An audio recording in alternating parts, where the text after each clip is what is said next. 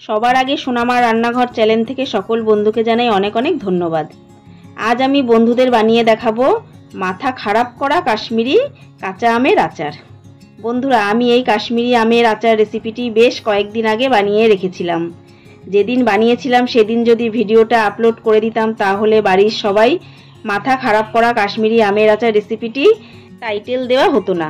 এই কাশ্মীরি কাঁচা আমের আচার খেয়ে সবার এতটাই ভালো লেগেছে যে আমাকে সবাই আরও 4 বার বানাতে বাধ্য করলো। সত্যি অসম্ভব স্বাদ হয়েছিল, আজও সবার মুখে লেগে আছে। তাই বন্ধুরা, তোমরা বানাতে মিস করবে না। তবে চলো দেখি কিভাবে বানাচ্ছি। প্রথমেই 4টে মিডিয়াম সাইজের কাঁচা আম নিয়েছি। আমের ভেতরে যাতে শক্ত আটি থাকে এ ধরনের আম নিতে হবে। তারপর খোসার সবুজ অংশটি ছাড়িয়ে সরু সরু লম্বা করে আটি সমেত কেটে নিয়েছি। এরপর লবণ জলে আমগুলো ভিজিয়ে রাখতে হবে। একটা পাত্রে পরিমাণ মতো জল নিয়ে এরপর হাফ চামচ লবণ দিয়ে তারপর লবণ জলে কেটে রাখা সব আমগুলো দিয়ে দেব। প্রায় 2 ঘন্টার মতো আমগুলো আমি লবণ জলে ভিজিয়ে রেখেছিলাম।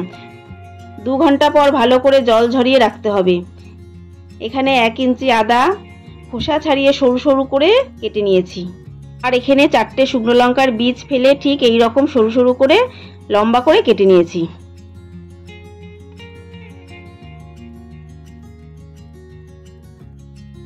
এরপর আমি আচারের জন্য শিরা তৈরি করে নেব। কড়াই বসিয়ে গ্যাসের ফ্লেম অন করে 2 কাপ চিনি দেব। 2 কাপ চিনিতে আমি 3 কাপ জল দেব। বন্ধুরা, ভিডিওটি না টেনে দেখতে থাকো। মিডিয়াম ফ্লেমে চিনি গলিয়ে নেব। চিনি সম্পূর্ণ গলে গেলে আমি যেই আদা কুচি কেটে রেখেছিলাম রসে দিয়ে দেব। নেড়ে চেড়ে ভালো করে মিশিয়ে উতাল আসা পর্যন্ত অপেক্ষা করব। যখনই দেখব আদার কালারটা একটু অন্যরকম হয়ে গেছে, রস থেকে একটি দারুণ ফ্লেভার বেরোচ্ছে, তারপর আমি যে আমগুলো লবণ জল থেকে তুলে জল ঝরিয়ে রেখেছিলাম এখন দিয়ে দেব। নেড়ে চেড়ে রসের সাথে আমগুলো ভালো করে ডুবিয়ে নিতে হবে। এখন বন্ধুরা, এ সময়ে গ্যাসের ফ্লেমটা হাইতে রেখে 10 মিনিট ফুটিয়ে নেব। 10 মিনিট পর আমের কালারটা চেঞ্জ হয়ে দারুণ সুন্দর দেখতে হয়েছে। আরও 10 মিনিট পর অর্থাৎ 20 মিনিট জাল দেওয়ার পর ভালো সুন্দর কালার দেখাচ্ছে। এখন গ্যাসের ফ্লেম মিডিয়ামে রেখে কেটে রাখা শুকনো লঙ্কার কুচিগুলো দিয়ে দেবো। এরপর আরও 20 মিনিটের মতো জাল দিয়ে ফুটিয়ে নেব এবং মাঝে মধ্যে হালকা করে নেড়েচেড়ে দিতে হবে। খুব বেশি জোরে নাড়াচাড়া দেওয়া যাবে না, আমগুলো ভেঙে যেতে পারে। এখন 2 চামচ ভিনেগার দিয়ে ভালো করে মিশিয়ে নেব। শিরা ঘন হয়ে আসা পর্যন্ত মিডিয়াম ফ্লেমে জাল দিতে থাকবো। ইউটিউব ও ফেসবুক থেকে যে সকল বন্ধুরা দেখছো সাবস্ক্রাইব ও ফলো করে লাইক দিয়ে পাশে থাকবে। দেখুন শিরাটা একদম ঘন হয়ে এসেছে